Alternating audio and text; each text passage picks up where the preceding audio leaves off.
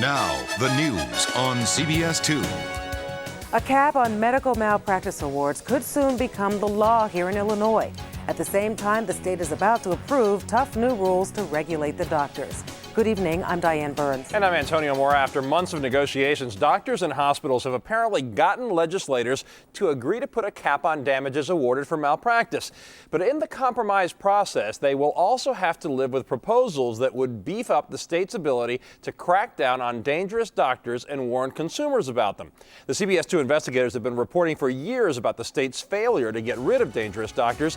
And as Pam Zeckman reports, the case of one Chicago boy speaks volumes about both issues.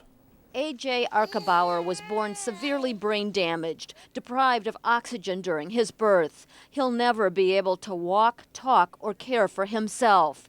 It happened because the anesthesiologist needed for his mother's emergency cesarean failed to respond to numerous pages. He was entertaining his mistress on another floor of the hospital. In the midst of a malpractice trial, a settlement was reached for $35 million, an amount that would never be possible under the proposed legislation.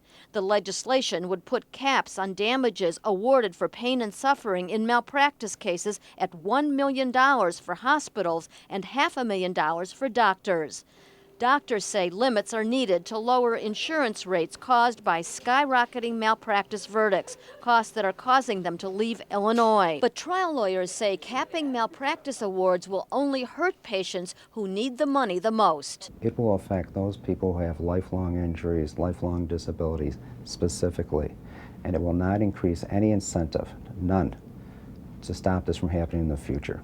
Meanwhile, other legislation would give the Department of Professional Regulation new tools to crack down on dangerous doctors. It would double their number of investigators and allow the state to use 10 years' worth of complaints to establish a pattern of bad practice.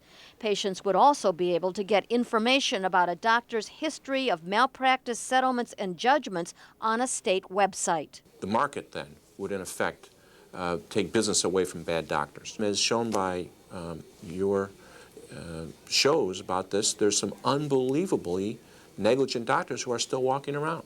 As for AJ's mom, she's furious that DPR never took action against the anesthesiologist responsible for her son's brain damage. This guy is still practicing medicine as an anesthesiologist, and my son's in a wheelchair for life.